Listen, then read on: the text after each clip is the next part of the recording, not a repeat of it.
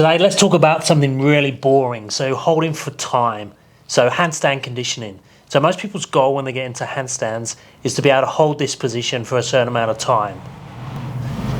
The further they get into handstand balancing, the longer they want to hold. So most people's goal once they've been handstanding for a while is to hold this position for 60 seconds. And we call any hold over around 30 seconds conditioning. And we need to have a level of conditioning to have efficiency in the movement, which then carries over to other skills. So if you want to go into press handstands, handstand push-ups, eventually one-arm handstands, and other skills, having the ability to stay here for time allows you to work on sets and reps of those other skills, and just basically means that this is efficient and you're not using up excess energy just holding the balance.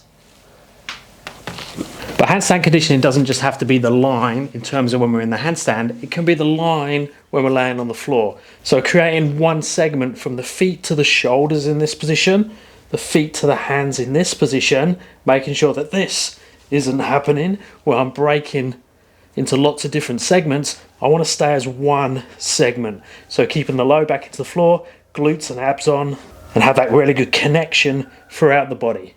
Now the good news is that positions like that are much harder than positions like this to hold for a long period of time once you build that balance and control. Obviously initially, if you can't hold a handstand, you're not going to be able to hold there for 60 seconds. So today I'm going to go through different ways you can condition the line, the handstand position, and some of the common mistakes that people make when they do it. Now probably the most common mistake that we're all guilty of in some way during our handstand training is using a progression that's way too hard for a conditioned hold. So if I can't hold this for 10 seconds, but I call this my conditioning holds, then I'm just not going to get enough time under tension. Basically we want to be in a position that we can hold for 30 plus seconds, so we need to know all the different levels or the different ways we can do that and pick the one that challenges us but it's not impossible. So what I recommend you do is follow along with these drills, attempt each one for your maximum hold. Once you get to 60 seconds, stop, and then you can progress to the next level. So I'm going to come back to the floor drills in a minute, but let's first look at starting to use the wall and just conditioning the position. So I'm going to place the hands down on the floor in a distance where it's comfortable for me to step into this position and exit back out again. Now I'm going to try and line my shoulders up on top of my hands. I'm going to externally rotate the hands slightly, push the floor away. So I've got some weight in the hands already, and then step 1 foot, 2 feet up onto the wall. Now I could split the legs, I could have it like that, so I've closed the hip but I've got the leg straight, or I could have a combination of both. And I'm just going to hold this position. So this is all about the shoulders pushing away from the hands and holding there for max time. We don't want to collapse into the void, we don't want to collapse into the shoulder blades.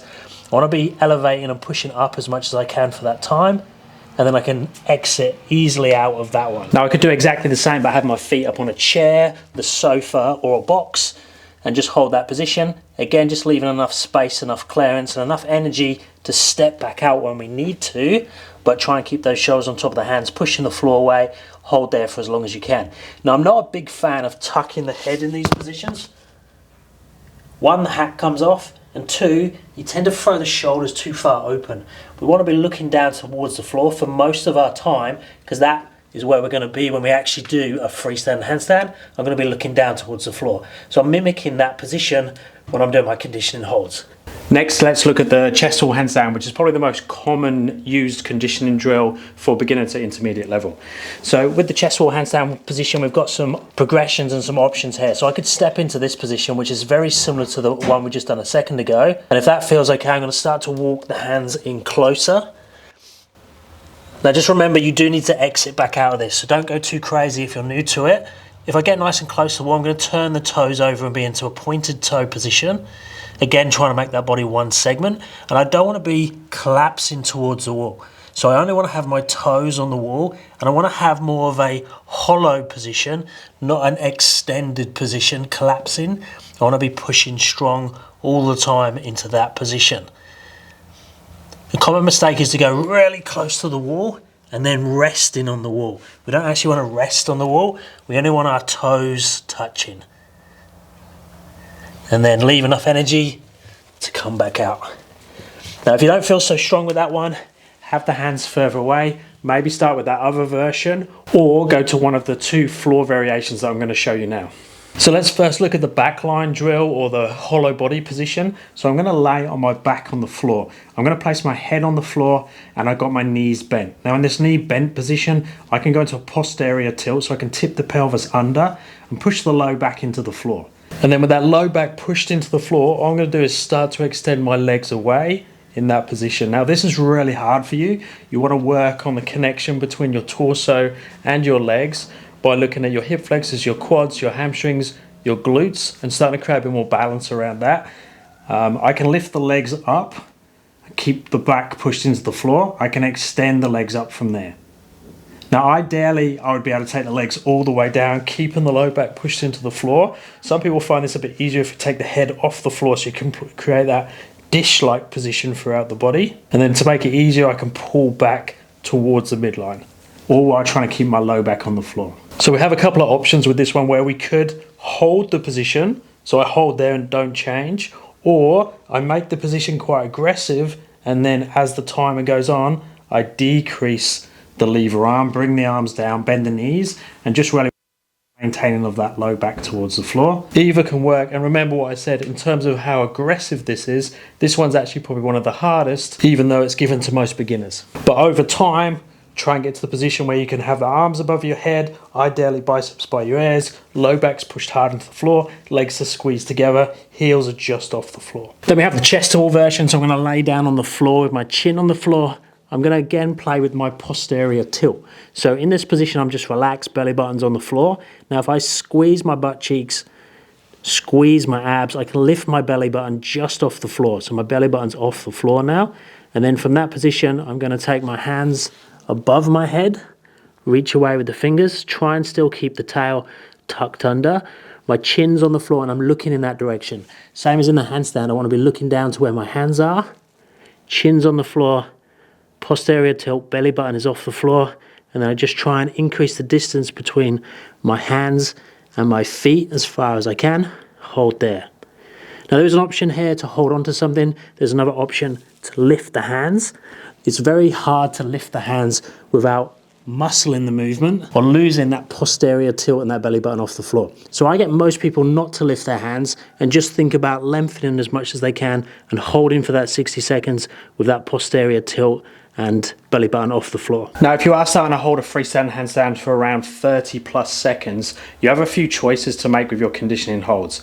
A lot of people, when they get to that stage, they feel like their conditioning hold, they can start doing freestanding. The issue with that is if you need multiple kick-ups to get to your 30+ second handstand. I would then separate them, so I would keep your conditioning as chest wall handstand or very light toes on the wall, maybe coming off slightly with the toes.